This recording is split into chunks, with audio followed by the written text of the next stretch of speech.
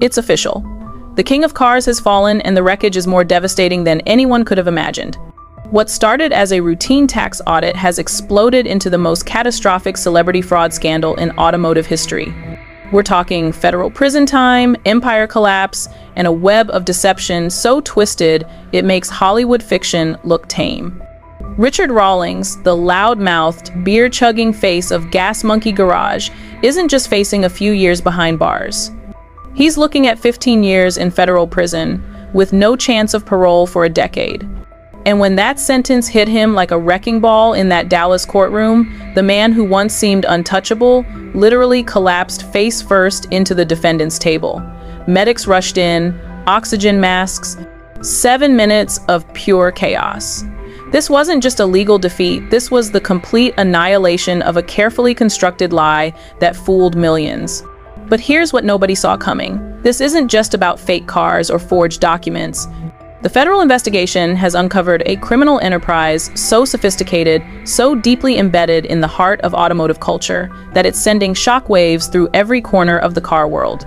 Auction houses are scrambling, insurance companies are freezing policies, and collectors who once bragged about owning Gas Monkey originals are now desperately trying to hide their purchases. The most chilling part? Sources close to the investigation claim this is only the beginning. Federal prosecutors have seized terabytes of data, thousands of documents, and what insiders are calling the most damning evidence of systematic fraud in automotive history. We're talking about a secret room hidden inside Gas Monkey Garage that looked more like a forgery lab than a car. A shop, industrial VIN stamping equipment, high-end document printers, and a master key that only Richard Rawlings possessed. If you're already hooked by this insanity, smash that hype button, because this story gets 10x more explosive. What we're about to reveal will change everything you thought you knew about the man who built an empire on lies. The TV show that was actually a marketing front for criminal activity, and the industry-wide cover-up that protected him for nearly a decade.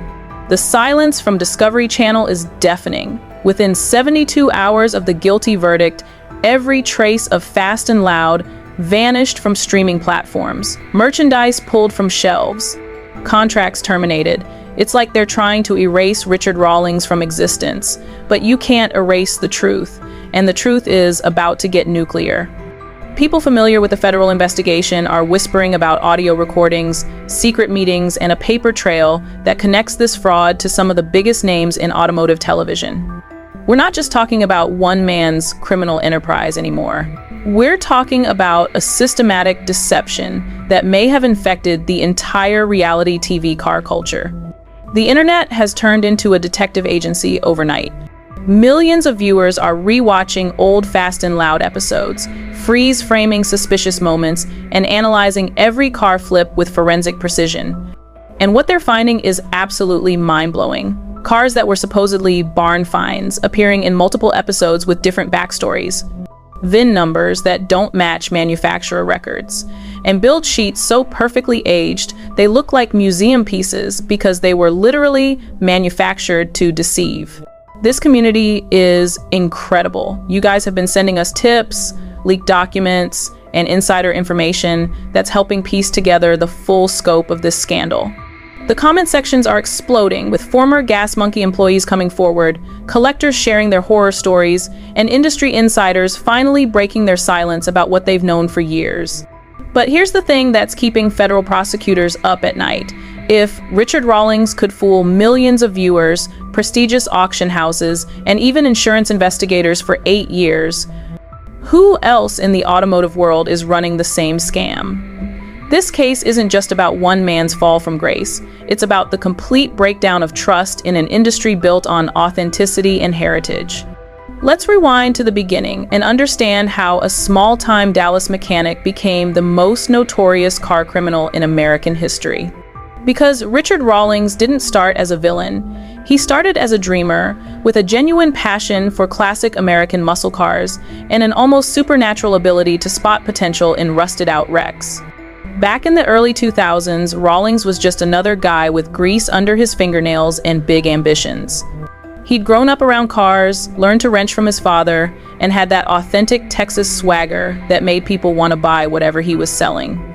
His early car flips were legitimate. He really did have an eye for finding diamonds in the rough, and his restoration work was solid, honest craftsmanship. The transformation began when television producers discovered him. Fast and Loud premiered in 2012, and suddenly, Richard Rawlings wasn't just a local car guy anymore. He was a brand. The show's format was perfect for his personality: loud, brash, and entertaining, with just enough automotive knowledge to seem credible. Viewers ate it up. Here was a guy who made car restoration look like the coolest job in the world. But success has a way of corrupting even the most genuine people. Sources close to the early production reveal that Rawlings became obsessed with maintaining his image as the ultimate car finder. Every episode needed a miracle discovery. Every build had to be more spectacular than the last. And when reality couldn't keep up with the demands of television, that's when the line between entertainment and fraud began to blur. The warning signs were there from the beginning, but everyone was too caught up in the gas monkey phenomenon to notice. Veteran car collectors started whispering about Rawlings' finds being too good to be true. How could one man consistently discover museum-quality classics in forgotten barns and abandoned garages? The statistical probability was virtually impossible, but the TV cameras kept rolling and the money kept flowing. Dennis Collins, Rawlings' longtime friend and frequent co-star, later admitted he had concerns as early as 2014. Richard was finding cars that shouldn't exist, Collins told federal investigators, rare variants that weren't in any production records. Cars with provenance stories that sounded like Hollywood scripts. But Collins, like everyone else in Rawlings' orbit, stayed quiet.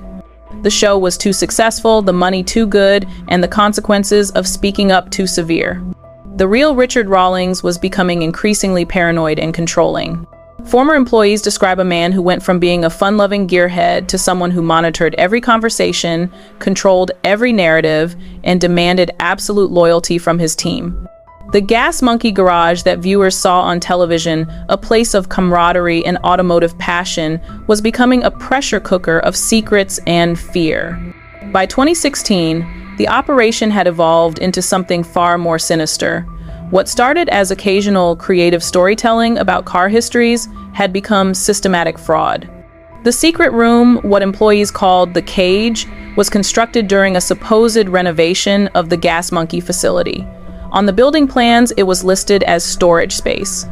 In reality, it became the nerve center of the most sophisticated automotive fraud scheme in history. 3 former employees have now testified under oath about what they witnessed in that hidden room.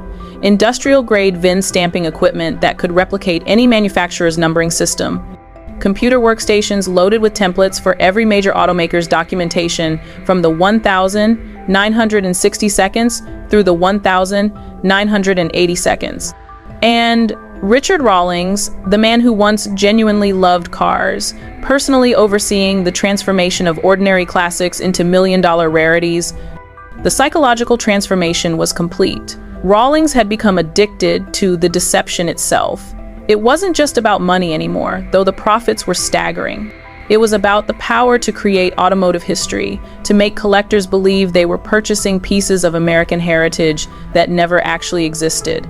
He was playing God with car culture, and for nearly a decade, nobody could stop him. But every criminal empire has a fatal flaw, and Rawlings's was his own ego. He couldn't resist bragging about his finds and couldn't help but push the boundaries of believability. The 1967 Shelby GT500 that would ultimately bring him down wasn't just another fraud, it was his masterpiece, his crown jewel, the ultimate expression of his criminal artistry. And it was so perfect, so impossibly rare, that it finally attracted the attention of people who had the power to investigate the truth behind the legend. But here's where it gets absolutely nuclear. The federal investigation didn't start with the cars at all. It began with something far more mundane and far more damaging. In late 2023, the IRS launched what they thought would be a routine audit of Gas Monkey Garage's quarterly financial reports. They were looking for simple discrepancies, maybe some creative expense reporting. What they found instead was a financial house of cards that would make Enron executives blush. The first red flag wasn't a fake VIN or a forged build sheet. It was a restaurant receipt. A $47,000 dinner bill at a high-end Dallas steakhouse, listed under automotive parts and supplies. When IRS auditors dug deeper, they found a pattern of financial manipulation so brazen it was almost insulting to their intelligence. Private jet flights disguised as vehicle transport costs, luxury vacations written off as research trips, and, most damning of all, personal vehicles owned by Rawlings himself being listed as inventory for sale vehicles that were never actually sold but generated massive tax deductions. But that was just the surface level. The real bombshell came when forensic accountants discovered a network of offshore accounts and shell companies that had been funneling money for years. We're talking about millions of dollars flowing through fake businesses with names like Heritage Automotive Consulting and Classic Car Authentication Services. These weren't legitimate companies. They were financial ghosts designed to launder the proceeds from fraudulent car sales. The smoking gun was a single VIN number that didn't exist in any manufacturer database. Vehicle identification number 7R02S125436 was supposedly from a 1967 Shelby GT500, one of the most valuable muscle cars ever produced. But when investigators ran that number through Ford's historical records, they found nothing. It was a ghost VIN, a number that should never have existed. And it was attached to a car that Richard Rawlings had sold for $1.2 million to a collector in Europe.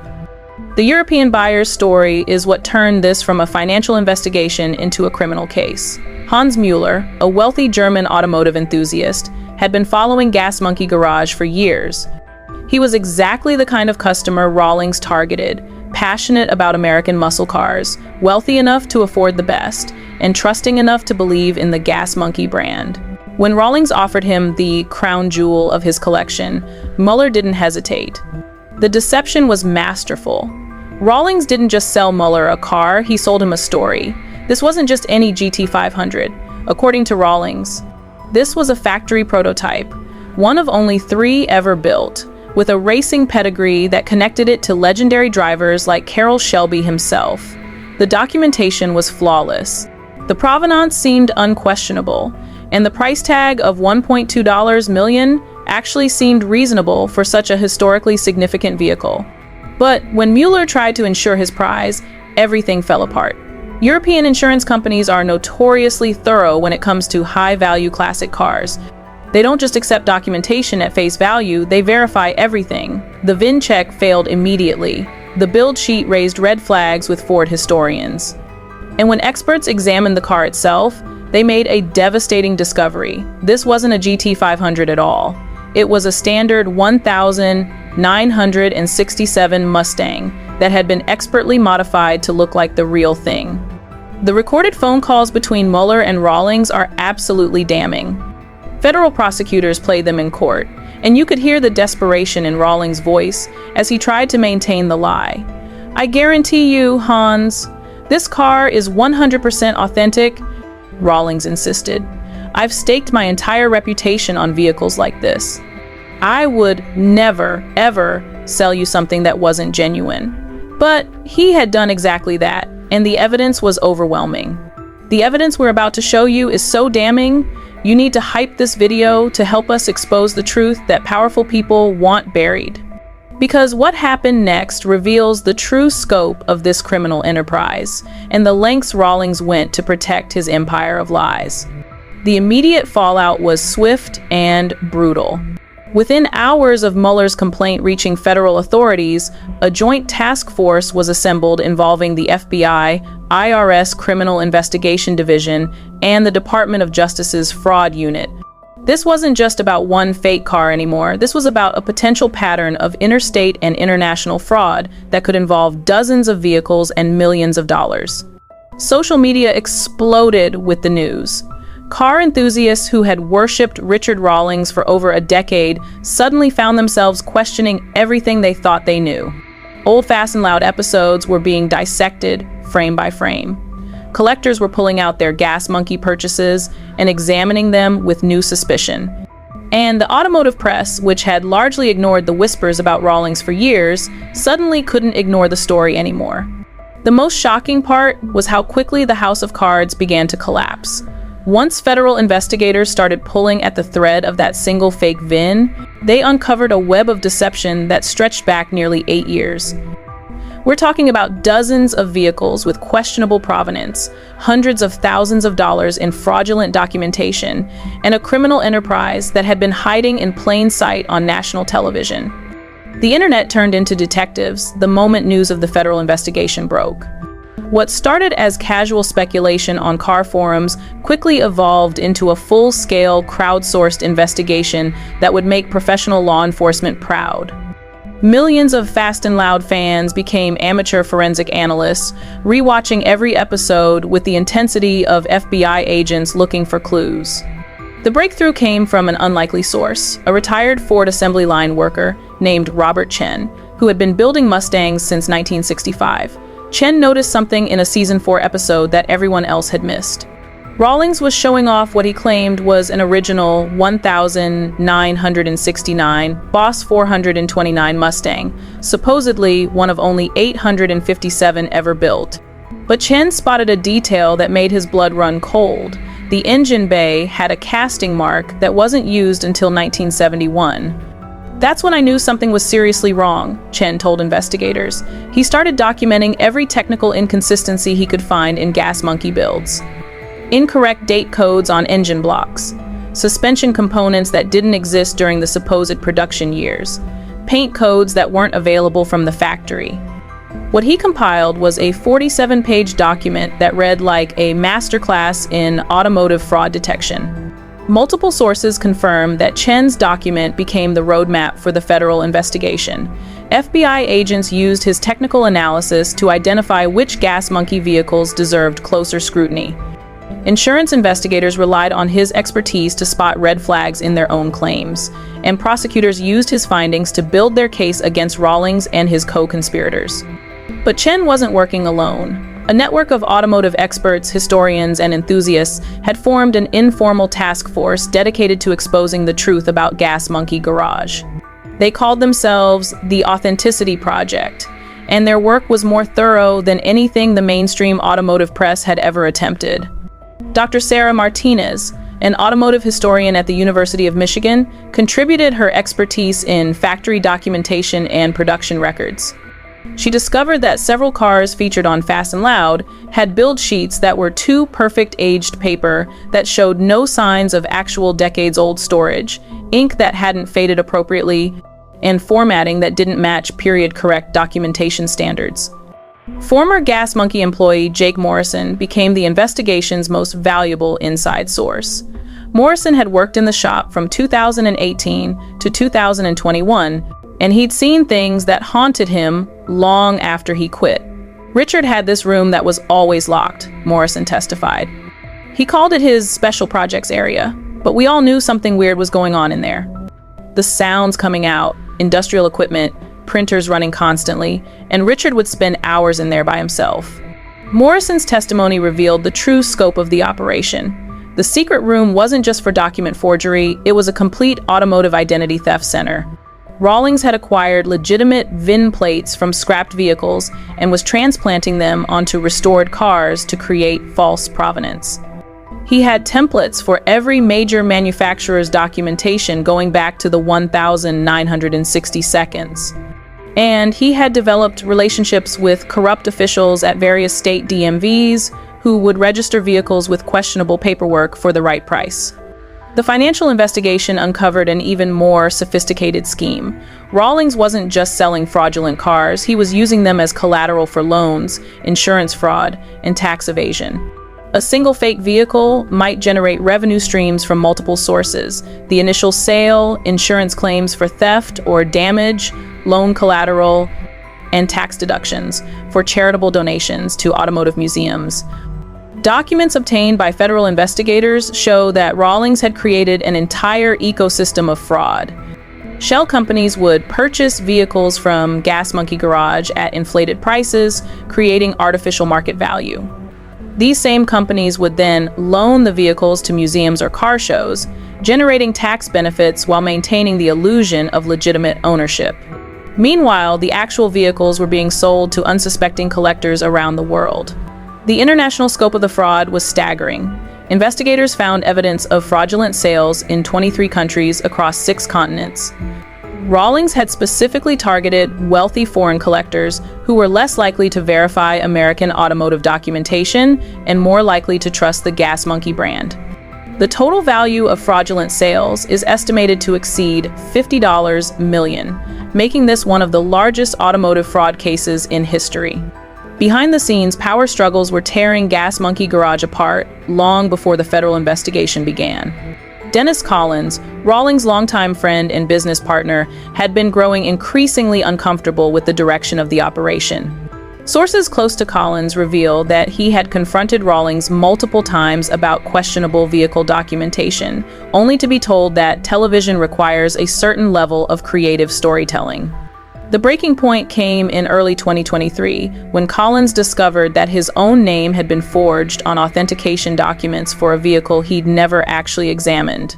"That's when I realized Richard wasn't just bending the truth for television," Collins told investigators. "He was committing serious crimes and using my reputation to legitimize them." Collins immediately distanced himself from Gas Monkey operations and began cooperating with federal authorities. Christy Brimbury, Gas Monkey's longtime office manager and the heart of the operation's public image, was reportedly devastated when she learned the truth.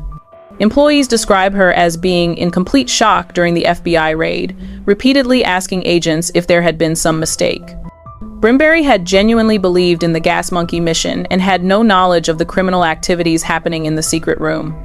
The psychological profile that emerged from the investigation painted Richard Rawlings as a man consumed by his own success.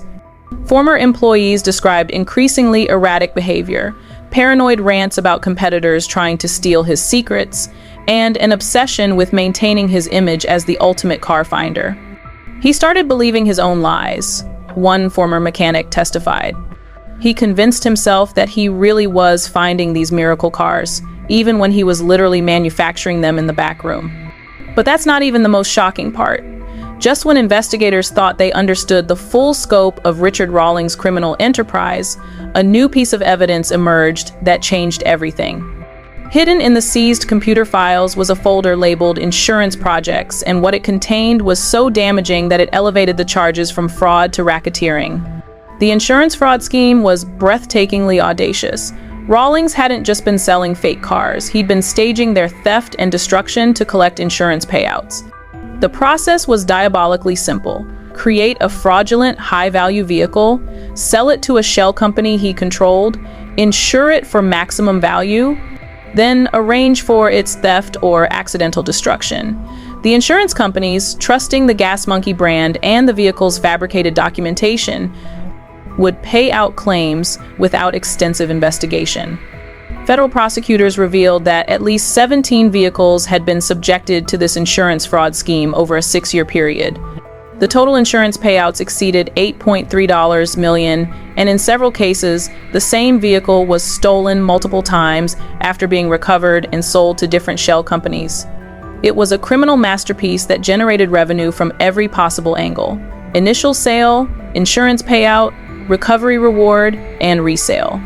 The most brazen example involved a supposed 1,970 Plymouth Cuda that Rawlings claimed to have discovered in a barn in rural Oklahoma. The car was featured prominently on Fast and Loud, with Rawlings spinning an elaborate story about its racing heritage and connection to legendary driver Richard Petty. The vehicle was sold to Heritage Muscle Cars LLC, a shell company controlled by Rawlings, for $750,000, then immediately insured for $1.2 million. 3 months later, the Cuda was reported stolen from a secure storage facility in Dallas. The insurance company, Collector Car Insurance Group, paid out the full $1.2 million claim without question. But here's where it gets absolutely insane. The car was never actually stolen. It was sitting in a warehouse owned by another Rawlings shell company, where it was being prepared for sale to an overseas buyer under a completely different identity. New evidence emerges that this wasn't just Richard Rawlings operating alone. Phone records and financial documents reveal a network of co-conspirators that included corrupt insurance adjusters, complicit storage facility operators, and even law enforcement officials who were paid to file false police reports about vehicle thefts. This wasn't just fraud, it was organized crime.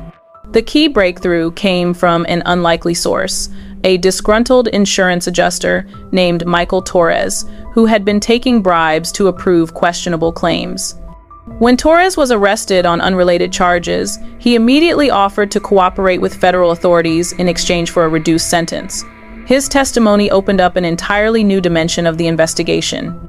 Torres revealed that Rawlings had been systematically corrupting insurance industry professionals for years.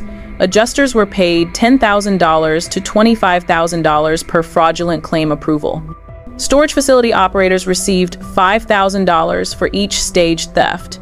And in at least 3 cases, local police officers were paid to file false theft reports without actually investigating the supposed crimes. The paper trail was extensive and damning. Bank records showed regular payments from gas monkey accounts to individuals who had no apparent connection to automotive restoration or television production. These payments were disguised as consulting fees or security services, but the timing aligned perfectly with fraudulent insurance claims and staged vehicle thefts. Key players' desperate responses began almost immediately after Torres started cooperating with authorities. Several insurance adjusters suddenly resigned from their positions and left the state. Storage facility operators began destroying records and claiming their security camera systems had malfunctioned. And Rawlings himself started making frantic phone calls to associates, warning them that the walls were closing in. Wiretapped conversations between Rawlings and his co-conspirators reveal a man in complete panic mode. In one particularly damaging recording, Rawlings can be heard telling an associate, "We need to make sure everyone stays quiet. If this thing unravels, we're all going to prison for a very long time." The conversation also includes explicit discussions about destroying evidence and intimidating potential witnesses. The most chilling revelation came from Torres's testimony about what he called the disposal protocol. When fraudulent vehicles became too hot to handle, either because insurance companies were asking too many questions or because collectors were demanding authentication, Rawlings would arrange for their complete destruction. Not just theft or damage, but total obliteration in industrial crushers or furnaces. Federal investigators estimate that at least 12 historically significant vehicles were destroyed as part of this disposal protocol. These weren't just fraudulent creations. Some were legitimate classic cars that had been modified with fake documentation and then became liabilities when the heat got too intense. The cultural loss is incalculable, representing millions of dollars in authentic automotive heritage that was literally crushed to protect a criminal enterprise. Public opinion shifts dramatically as news of the insurance fraud scheme spreads across social media. Car enthusiasts who had been defending Rawlings as a victim of overzealous prosecution suddenly found themselves confronting evidence of systematic criminal behavior that went far beyond simple document forgery. The Gas Monkey brand, once synonymous with automotive passion and American craftsmanship, became toxic overnight. Your hype points are literally helping us fund more investigations like this. Hit that button if you want us to keep digging deeper, because what we're about to reveal next shows how this criminal enterprise infected the entire automotive television industry and created a culture of deception that's still being uncovered today. The social media explosion was unprecedented. Gas Monkey fraud began trending worldwide within hours of the insurance scheme revelation. Automotive influencers who had collaborated with Rawlings scrambled to distance themselves from the brand. And collectors around the world began demanding forensic authentication of any vehicle with even the slightest connection to Gas Monkey Garage. The ripple effects extended far beyond just Richard Rawlings and his immediate associates. Insurance companies began reviewing every high-value classic car claim from the past decade. Auction houses implemented new authentication protocols, and automotive television producers started requiring extensive documentation and third-party verification for any vehicle featured on their shows. This isn't just about Richard Rawlings anymore. The federal investigation has exposed a cancer that's been eating away at the heart of automotive culture for nearly a decade. What started as one man's criminal enterprise has revealed systematic problems that reach into every corner of the classic car world, from prestigious auction houses to mainstream television networks to the insurance companies that protect collectors' most prized possessions. Barrett-Jackson, the most prestigious automotive auction house in America, went into full crisis mode within 24 hours of the federal charges being announced. CEO Craig Jackson called an emergency board meeting and immediately launched an internal investigation into every vehicle that had passed through their auctions with any connection to Gas Monkey Garage. What they found was absolutely terrifying. At least 23 vehicles with questionable Gas Monkey provenance had been sold through Barrett-Jackson auctions between 2015 and 2023, generating over $18 million in sales. These weren't just any cars, they were marquee lots, the kind of vehicles that automotive journalists write feature stories about and collectors fight bidding wars to own. Now, every single one of them was under suspicion. The most devastating discovery came when Barrett-Jackson's Authentication team re-examined a 1,969 Dodge Charger R divided by T that had sold for $2.3 million in 2019. The car had been featured on Fast and Loud and came with what appeared to be impeccable documentation, tracing its history back to the original factory delivery. But when experts stripped away decades of paint and restoration work, they found evidence that made their blood run cold. The VIN plate had been welded onto a completely different vehicle. What collectors thought they were buying as an original numbers-matching R divided by T was actually a standard Charger that had been expertly modified and given a stolen identity. The real R divided by T with that VIN number had been destroyed in a junkyard in 1987, but somehow its identity had been resurrected and attached to this imposter. Mecum Auctions, Barrett-Jackson's biggest competitor, faced an even worse situation. Their records showed 31 Gas Monkey-connected vehicles had passed through their sales, including several that had set auction records for their respective models. The potential liability was staggering, not just the original sale prices, but legal fees, reputation damage, and the complete loss of trust from their most valuable consignors and bidders. Industry-wide panic spread like wildfire through the collector car community. Hagerty Insurance, which insures more classic cars than any other company in America, immediately froze all claims related to vehicles with Gas Monkey connections. Their forensic team began what they called the largest authentication review in automotive insurance history, examining over 200 policies that could potentially be affected by the fraud. The financial implications were staggering. Conservative estimates suggested that fraudulent Gas Monkey vehicles had generated over $75 million in sales across all auction houses, private sales, and insurance claims. But the real damage went far deeper than just money. It was about trust, authenticity, and the very foundation of what makes classic cars valuable. Television networks scrambled to distance themselves from the automotive reality show genre that had made Richard Rawlings famous. Discovery Channel not only pulled Fast and Loud from all platforms, but also canceled 3 other car-focused shows that were in development. History Channel quietly shelved plans for a new automotive restoration series. And Netflix removed several car-related documentaries from their streaming service while they reviewed their content for potential connections to fraudulent activities. The cultural impact was perhaps even more significant than the financial damage. For decades, automotive television had been built on the premise that passionate enthusiasts could discover forgotten treasures and bring them back to life. Shows like Fast and Loud weren't just entertainment, they were inspiration for millions of car lovers who dreamed of finding their own barn finds and restoration projects. Now, that entire mythology was shattered. If Richard Rawlings, the most successful and visible figure in automotive television, had been systematically lying about his discoveries for years, what did that say about the entire genre? Were other shows engaging in similar deceptions? Were any of the miracle finds and impossible restorations actually real? Other celebrities and automotive personalities found themselves under intense scrutiny as the investigation expanded.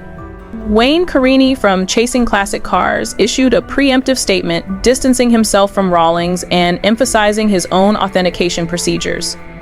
Mike Brewer from Wheeler Dealers hired a crisis management firm after internet detectives began analyzing his show for potential inconsistencies. Even Jay Leno, whose reputation for automotive authenticity was previously unquestioned, felt compelled to address the scandal during a Tonight Show monologue. The most shocking revelation came when federal investigators discovered that the fraud had infected automotive museums and educational institutions. The National Corvette Museum in Bowling Green, Kentucky, had accepted a donation of a supposedly rare 1967 L88 Corvette from one of Rawlings' shell companies. The donation had generated a $400,000 tax deduction and significant publicity for both the museum and Gas Monkey Garage. But authentication experts now believe the car was a standard 427 Corvette that had been modified with fake L88 components and documentation. The Peterson Automotive Museum in Los Angeles faced an even more embarrassing situation. They had featured a Gas Monkey restored 1970 Plymouth Superbird in a major exhibition about NASCAR history, complete with educational materials describing the car's racing heritage and cultural significance. When the fraud was exposed, museum officials discovered that the car's entire backstory was fabricated. It had never raced, never been owned by any NASCAR drivers, and wasn't even an authentic Superbird, but rather a roadrunner that had been converted with aftermarket parts. Educational institutions that had used Gas Monkey vehicles in their automotive programs were forced to completely revise their curricula. The Universal Technical Institute, which had featured Fast and Loud episodes in their training programs, removed all Gas Monkey content and issued apologies to students who had been taught using fraudulent examples. Community colleges across the country that had invited Rawlings to speak at automotive programs now faced questions about whether they had been promoting criminal behavior to their students. The international implications were equally devastating. The fraud had crossed borders and infected classic car markets around the world. European collectors who had purchased Gas Monkey vehicles found themselves unable to register or insure their cars once the authentication issues became known.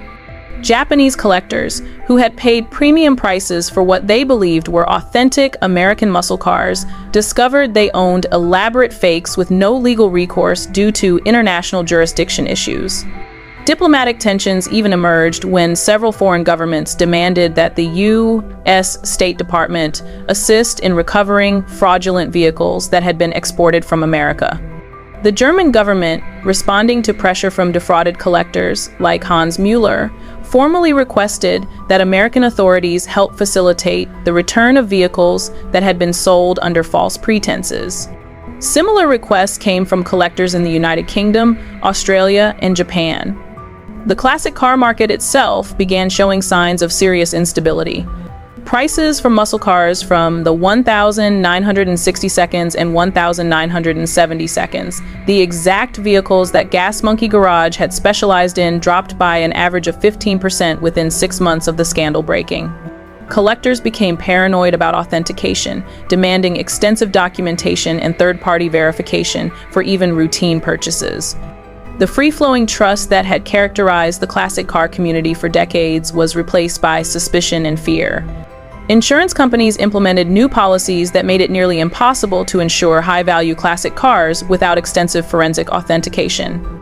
Premiums skyrocketed as insurers tried to protect themselves from potential fraud claims. Some companies stopped writing classic car policies altogether, leaving collectors with limited options for protecting their investments. This is the kind of content that changes industries. I Heaven for his bis. Show your support by hyping this video so more people see what's really happening. Because the ripple effects we're seeing now are just the beginning of a complete transformation in how the automotive world operates. The legal precedent being set by the Rawlings case is forcing lawmakers to reconsider how fraud is prosecuted in the digital age. When criminal enterprises can use television shows and social media to legitimize their activities, traditional fraud statutes may not be sufficient. Several states are now considering legislation specifically targeting entertainment fraud crimes that use media platforms to deceive victims on a mass scale. Professional authentication services experienced unprecedented demand as collectors scrambled to verify their vehicles. Companies like Classic Car Authentication and Automotive Forensics International saw their business increase by over 300% in the months following the scandal. New technologies like blockchain-based provenance tracking and DNA-level paint analysis became standard tools in the fight against automotive fraud. The psychological impact on legitimate automotive enthusiasts and professionals was profound. Mechanics who had spent decades building reputations for honest work found themselves having to prove their integrity. Television producers who had created genuine automotive content watched their industry become synonymous with deception. And collectors who had purchased vehicles in good faith lived in constant fear that their prized possessions might be revealed as elaborate fakes. Where everyone stands now is a landscape of devastation that continues to evolve daily. Richard Rawlings sits in federal prison, serving the first year of his 15-year sentence, but even behind bars, his criminal empire continues to generate new revelations and legal complications. Federal prosecutors have made it clear that the investigation is far from over, with new charges and co-conspirators being identified on a regular basis. The most recent development came just last week, when federal agents raided a storage facility in Nevada that had been secretly controlled by one of Rawlings' shell companies.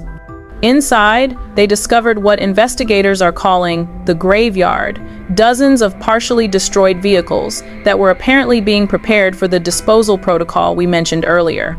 Among the wreckage were components from cars that had been reported stolen years ago, suggesting that the insurance fraud scheme was even more extensive than originally believed. Dennis Collins, once Rawlings' closest friend and business partner, has become the prosecution's star witness. His testimony has been devastating, revealing not just the mechanics of the fraud, but the psychological manipulation that Rawlings used to maintain loyalty among his associates. Richard made us all complicit. Collins testified during a recent hearing. He would involve you in small lies first, then gradually escalate until you were in so deep that speaking out would destroy your own life. Christy Brimberry, the beloved office manager who was the heart and soul of Gas Monkey Garage's public image, has been granted immunity in exchange for her cooperation with federal investigators. Her testimony has provided crucial insights into the day-to-day operations of the criminal enterprise and has helped prosecutors understand how Rawlings maintained the facade of legitimacy while orchestrating massive fraud. The civil lawsuits are multiplying faster than anyone can track. Hans Mueller, the German collector who purchased the fake Shelby GT500, has filed a $15 million lawsuit, not just against Rawlings, but against Discovery Channel, Barrett-Jackson, and the insurance company that authenticated the vehicle. His legal team argues that the entire automotive entertainment industry was complicit in creating an environment where fraud could flourish. Latest developments and updates continue to shock even seasoned federal investigators. Just 3 days ago, a new witness came forward with evidence that could expand the criminal charges even further. Maria Santos, a former bookkeeper for one of Rawlings's shell companies, revealed the existence of what she calls the International Pipeline, a sophisticated network for moving fraudulent vehicles overseas before their fake documentation could be discovered. Santos's testimony reveals that Rawlings had established relationships with corrupt customs officials at multiple U.S. ports, paying them to expedite export paperwork and avoid thorough inspections of outbound vehicles. The scheme was so sophisticated that fraudulent cars were often shipped with legitimate vehicles to create cover, making it nearly impossible for authorities to track which cars were authentic and which were elaborate fakes. The most damning evidence Santos provided was a ledger showing payments to officials at the Port of Long Beach, Port of Miami, and Port of Houston. These weren't small bribes. We're talking about $50,000 to $100,000 payments to ensure that specific vehicle shipments avoided detailed scrutiny.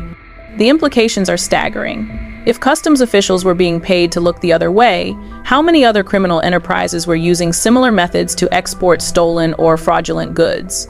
Federal prosecutors have now expanded their investigation to include potential charges of international smuggling and customs fraud.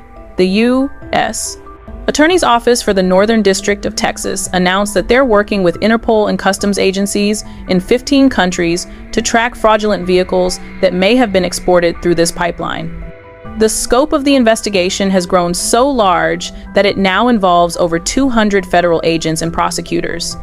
The psychological toll on Rawlings himself has become increasingly apparent during recent court appearances.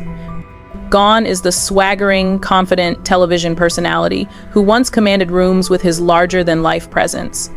Court observers describe a man who appears to have aged decades in just months, speaking in barely audible whispers and requiring assistants to walk to the defendant's table. Prison sources report that Rawlings has been placed in protective custody after receiving multiple threats from other inmates who lost money investing in gas monkey-related ventures. The man who once lived like a rock star now spends 23 hours a day in solitary confinement, with his only human contact being brief conversations with his attorneys and federal investigators who continue to question him about aspects of the criminal enterprise. The ongoing legal consequences extend far beyond Rawlings himself. Michael Torres, the insurance adjuster who first cooperated with authorities, was sentenced to 8 years in federal prison last month. 3 storage facility operators have been indicted on charges of conspiracy and fraud. And federal prosecutors have indicated that they're preparing charges against at least 6 more individuals who were part of what they now call the Gas Monkey criminal organization. Discovery Channel faces its own legal nightmare as multiple class action lawsuits have been filed by viewers who claim they were defrauded by the network's promotion of what they now know was criminal activity. The lawsuits argue that Discovery not only failed to verify the authenticity of vehicles featured on Fast and Loud, but actively promoted fraudulent content for profit. Legal experts suggest that the network could face hundreds of millions of dollars in damages if the lawsuits are successful. The most explosive recent revelation came from a former Discovery Channel executive who spoke to federal investigators under a grant of immunity. The executive, whose name has not been publicly released, allegedly told investigators that network officials had concerns about the authenticity of gas monkey finds as early as 2017, but chose to ignore them because the show was too profitable to cancel. Internal Discovery Channel emails obtained by federal investigators reportedly show discussions about creative storytelling and entertainment value versus documentary accuracy. One email, according to sources familiar with the investigation, includes a network executive writing, "We're not making documentaries here, we're making television. As long as the cars look good on camera and Richard keeps the ratings up, we don't need to worry about every detail being historically accurate." The insurance industry continues to reel from the ongoing revelations. Collector Car Insurance Group, the company that paid out the fraudulent claim on the fake Shelby GT500, has filed its own lawsuit against Rawlings, seeking to recover not just the $1.2 million payout, but additional damages for the harm to their reputation.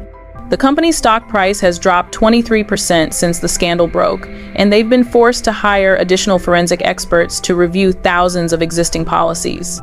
We're about to reveal the most shocking part, but first, if this expose has blown your mind, give it the hype it deserves. Because what's coming next will change everything you thought you knew about how deep this corruption really goes and which other major figures in the automotive world might be involved. The international ramifications continue to expand as more foreign collectors come forward with evidence of fraudulent purchases. The Japanese Classic Car Association has identified at least 12 vehicles imported from gas monkey operations that show signs of authentication fraud. The British Classic Car Trust has suspended the registration of 8 vehicles with gas monkey connections pending forensic examination. And the Australian Competition and Consumer Commission has launched its own investigation into fraudulent vehicle imports that may be connected to the Rawlings enterprise. Perhaps most disturbing is the revelation that some of the fraudulent vehicles have already been resold multiple times, creating a chain of innocent victims who have no idea they own elaborate fakes.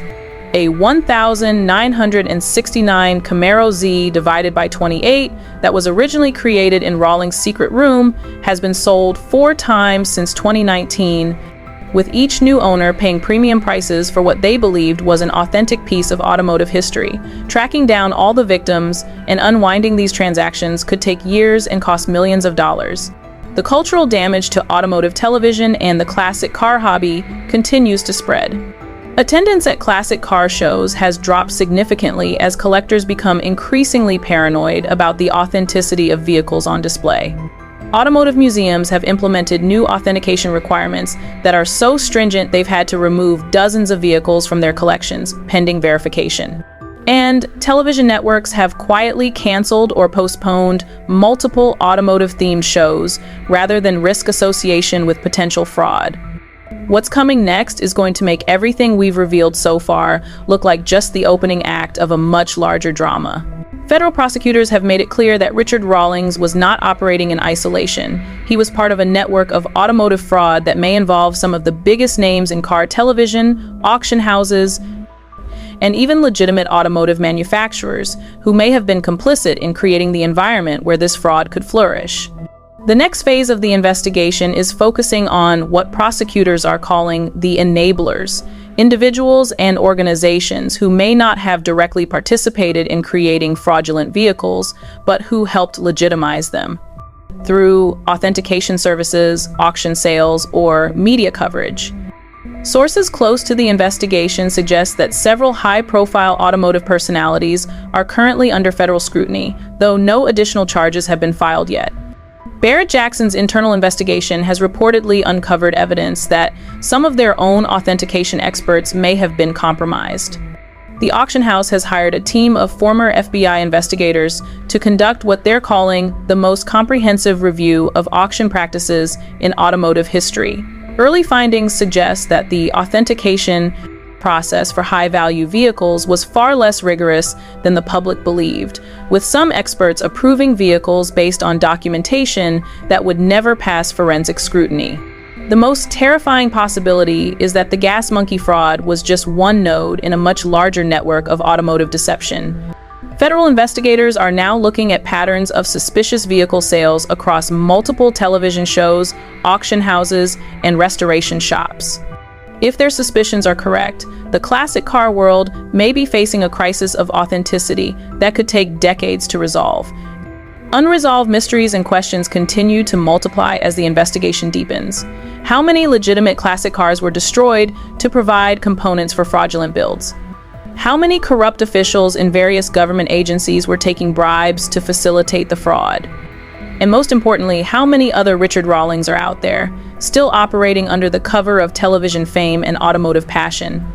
The blockchain authentication movement is gaining momentum as collectors and institutions search for ways to prevent future fraud. Several companies are developing systems that would create permanent, tamper-proof records of vehicle authenticity, maintenance history, and ownership transfers. While the technology is promising, implementing it across the entire classic car market would require unprecedented cooperation between manufacturers, auction houses, insurance companies, and government agencies. Insurance companies are fundamentally changing how they approach classic car coverage. New policies require extensive documentation, third-party authentication, and, in some cases, DNA-level analysis of paint and materials to verify authenticity. While these measures may prevent future fraud, they're also making it much more expensive and difficult for legitimate collectors to insure their vehicles. The legal precedents being established by the Rawlings case will likely influence fraud prosecution for decades to come. The use of television shows and social media to legitimize criminal activity represents a new category of crime that existing laws weren't designed to address. Legal experts predict that the case will lead to new federal legislation specifically targeting entertainment fraud and media-enabled deception. Potential future revelations could be even more shocking than what we've already uncovered. Federal investigators have seized over 50 terabytes of data from gas monkey operations, and they've only analyzed a fraction of it so far. Each new piece of evidence seems to reveal additional layers of deception and additional co-conspirators who helped maintain the fraud. The most chilling possibility is that some of the destroyed vehicles in Rawlings' disposal protocol may have been legitimate automotive treasures, one-of-a-kind prototypes, historically significant race cars, or irreplaceable pieces of automotive heritage that were crushed to cover up the fraud. If true, the cultural loss would be incalculable, representing the destruction of automotive history that can never be recovered. International law enforcement is now treating automotive fraud as a serious transnational crime. Interpol has established a new task force specifically focused on fraudulent vehicle trafficking, and several countries are considering new laws that would make it easier to prosecute automotive fraud cases that cross international borders. The Rawlings case has become a template for how these investigations should be conducted. The psychological impact on the automotive community will likely last for generations. Young enthusiasts who grew up watching Fast and Loud and dreaming of finding their own barn now face the reality that much of what they believed was authentic was actually elaborate fiction. The trust that held the classic car community together has been shattered, and rebuilding it will require unprecedented transparency and accountability. Final community engagement is crucial as we move forward from this scandal. The automotive community has shown incredible resilience and determination in exposing the truth about Gas Monkey Garage, and that same energy needs to be channeled into preventing future fraud. Collectors, enthusiasts, and industry professionals must work together to create new standards of authenticity and accountability that will protect the hobby for future generations. This investigation is far from over, and we're committed to following every lead and exposing every aspect of this criminal enterprise. The automotive community deserves the truth, no matter how painful it might be.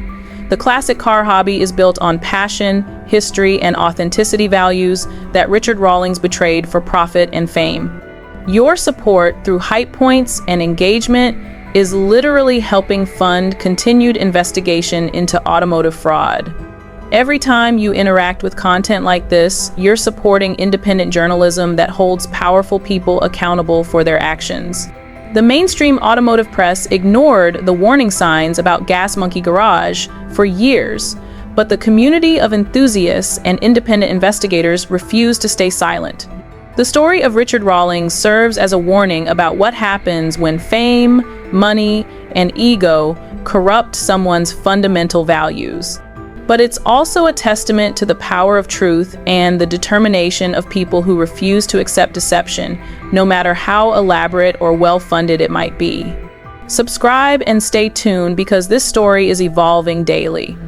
Federal investigators continue to uncover new evidence, new co-conspirators are being identified, and the full scope of the automotive fraud network is still being revealed. We'll be here to break down every development, analyze every piece of evidence, and hold everyone involved accountable for their actions. The automotive community will emerge from this scandal stronger and more vigilant than ever before. The passion for classic cars, the appreciation for authentic automotive history, and the bonds between enthusiasts are too strong to be destroyed by one man's criminal enterprise. But we must learn from this experience and ensure that nothing like the Gas Monkey fraud can ever happen again. Richard Rawlings thought he could fool millions of people indefinitely. He believed that television fame and carefully crafted lies could substitute for genuine automotive passion and authentic historical preservation. He was wrong. The truth always finds a way to surface, and when it does, the consequences are swift and devastating. The final chapter of this story is still being written in federal courtrooms, insurance company boardrooms, and collector garages around the world. But one thing is certain, the automotive world will never be the same. The age of blind trust and unquestioned authenticity is over. In its place, we're building a new era of transparency, accountability, and genuine respect for automotive heritage. This has been the most comprehensive investigation into automotive fraud in television history, and we couldn't have done it without the incredible support and engagement from this community. Your hype points, comments, and shared information have been crucial in exposing the truth about Richard Rawlings and the Gas Monkey criminal enterprise. Keep watching, keep questioning, and keep demanding the truth. Because in a world where deception can be packaged as entertainment and fraud can be disguised as passion, the only defense is an informed and vigilant community that refuses to accept anything less than complete authenticity.